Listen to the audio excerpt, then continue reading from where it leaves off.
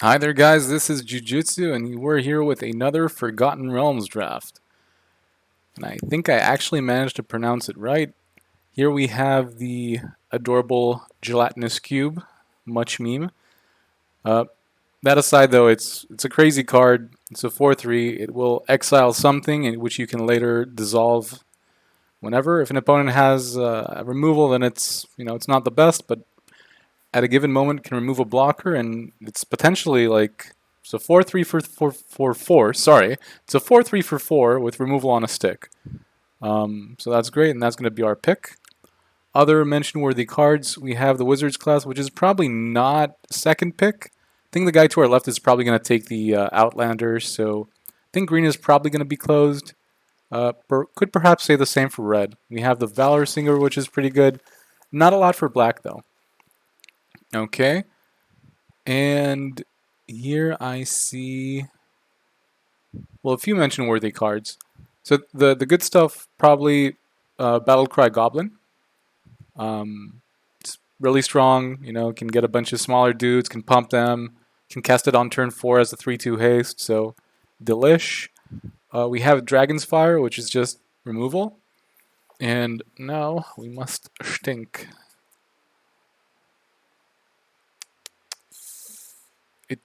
In terms of creature base, it doesn't get a lot better than Battlecry Goblin when you're talking about 2-drops, but kind of same can be said about the Dragonfire when it comes to removal.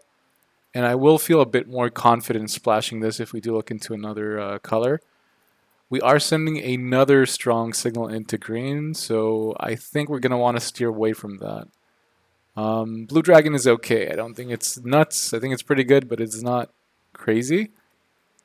And here we have another green booster, though we do have a decent blue pick as well. We have the Charmed Sleep, which is pretty good in this format. It is very deep blue though, and we have the Gelatinous Cube. Currently do not want to steer away from black. Kind of snug there. Mind Sorcerer is okay. I think that if you roll the high end, then it's great. If you roll the low end, then it's pretty bad, and it kind of polarizes the card. Nothing versatile we can pick up. This guy's okay. Just often feels like he just trades with like a 3/3 and everybody's sad. It's a question. I will pick him up. I think that. I guess this is. I don't know. I'm not a fan of the Fireball either. Yeah, we'll take it. It usually goes pretty late, these cards. We have another Fireball. It is better than the Beholder. This card is like way slow. They're typically going to kill the same things, and this is going to nuke your opponent for a bit. And yourself. That being said, here we have a Feigned Death. And not much else in any other color. I guess this card's playable, but I think that other than this, a lot of mediocre cards here. I think that this booster pack was just a bit on the lower side of the power curve. Okay. So I think safe to say blue's open. We might make a shift here. I think like 2 very late blue cards. Price of Loyalty, open in red for sure. Do I just take the Price of Loyalty? Do I just take the Price of Loyalty? Bag of Holding is also okay, but it's not something you play in black red.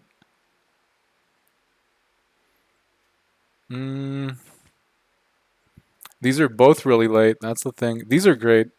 Okay, I'm gonna pick up the signal now. So this is another very late Charmed Sleep, but I have a feeling. Yeah, I'm gonna go for it. I hate doing this after 2 solid picks, and as I say that, we just get more red cards. We also have a black card. I'm just not sure if red is gonna be open on the other way.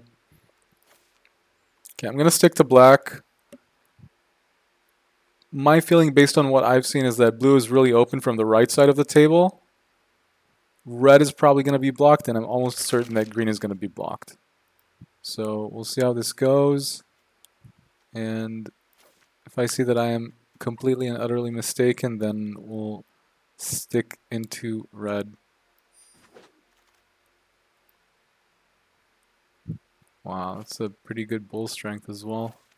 We will take the this dude though. We will not take the bull strength. And okay, yet even more green. So we have another fairly light improvised weaponry. So perhaps I was wrong. Wow, I don't know if this dude should be. This is really late for this card. That's pretty late for that card. So we're definitely not going to take it. We might as well, signal all the way that, hey, these colors are open. I'm just not fond of the Aberrant Mind Sorcerer. Like, half the time you're just like, am I even playing this card? Like, why am I playing this if it's going to not give me any card advantage for 5 mana? If you compare it for the green guy, the 2 green, 3 colorless, 4/4 trample, which draws you a card, I mean, wow. Last pick Dueling Rapier, that should not be arriving last pick. And damn, we got some sweet stuff here. Okay, so I've reviewed this card several times. This is bad. Okay, it costs 6.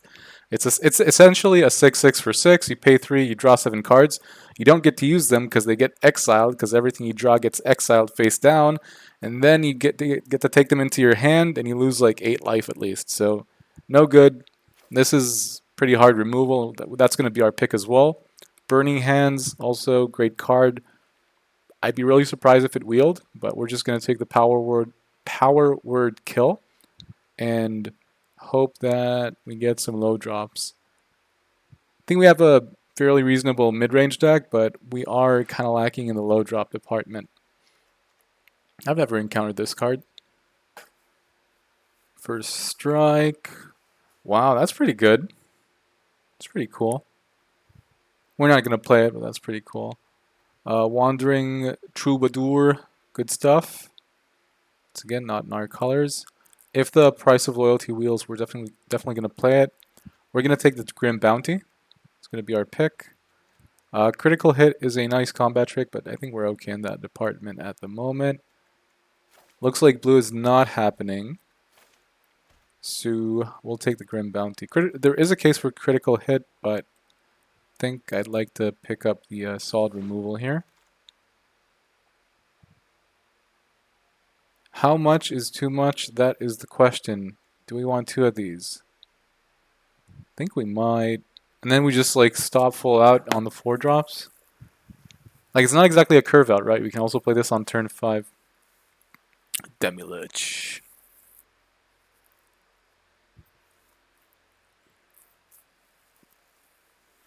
Yeah, I do not think mono blue or any mono is particularly viable in this format. Bum bum bum. Yeah, I think we'll take this.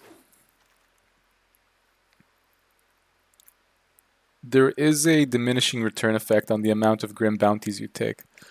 So that's mention worthy. Clutches is fine.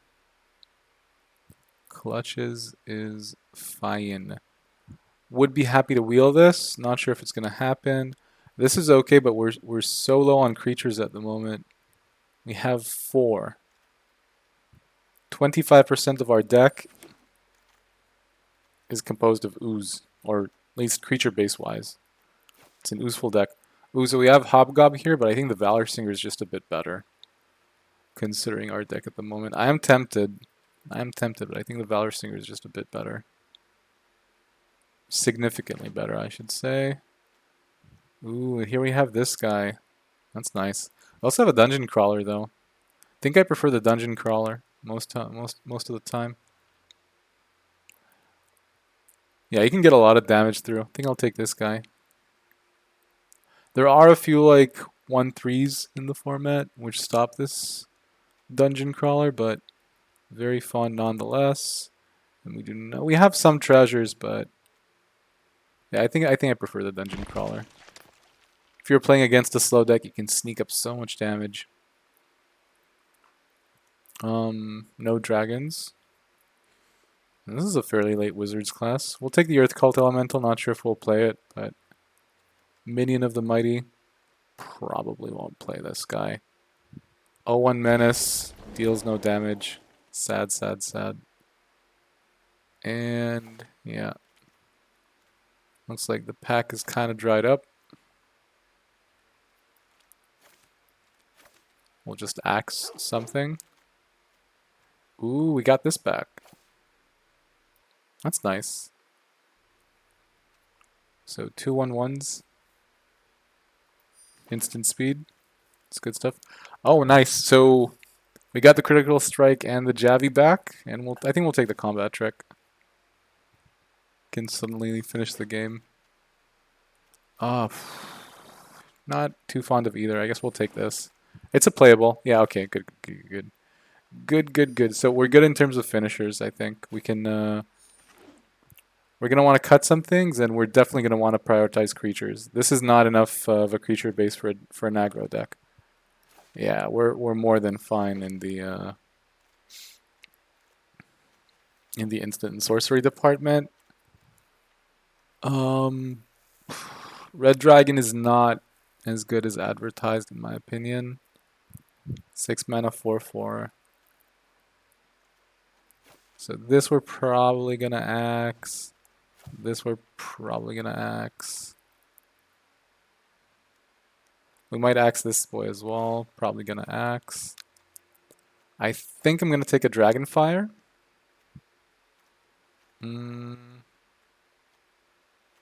Yeah. Yep. Just to kind of lower the curve out. Probably just gonna run one of these. I guess we'll have a Jade, which we'll probably wheel. We want them 2-drops. Where are them 2-drops? This is a 2-drop, but not the kind we want to play. And this is tough. I don't know if we want another ghoul. I mean, we have gobos, but I don't know if we want that many ghouls. Nothing much else for us here. I think we're good in the in the combat trick department. We just really need more guys. I guess we'll take the ghoul. I don't think we're gonna run 2 critical strikes. That's a bit excessive. Maybe even 1 is excessive. I think there's a chance we might prefer the 2 null camps over that. Yeah, I think we'll take the ghoul. And where are them creatures? So that's 1. It's okay.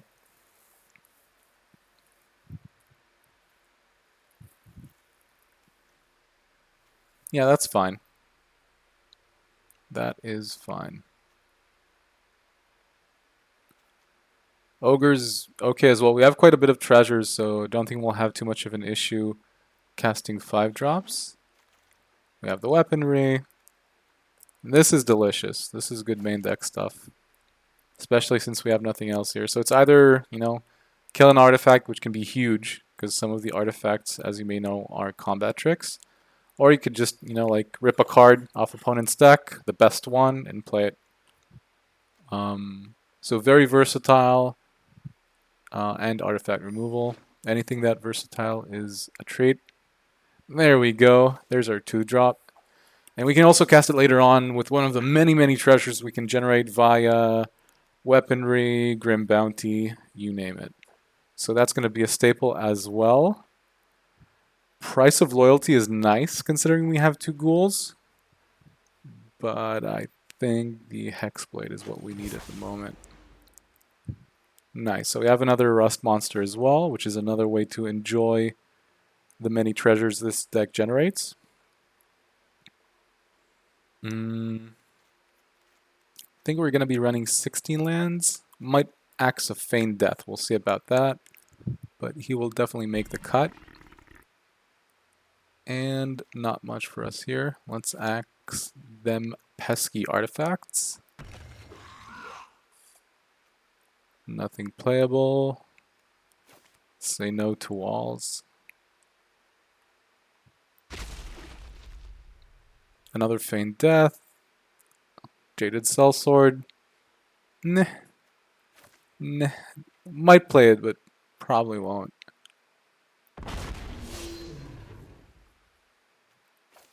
Sure. Yeah, we can get all the critical strikes we'd like. If we so please. If we so please, we can crit all day long. Okay, how are we looking in terms of creature base? Still pretty weak. Still pretty weak. Ah, there we go. There we go. So we have one creature more than advertised because we also have the, you see a pair of goblins. So I guess we're running 11 creatures in essence. Okay, we'll Axe of Feign Death. We will...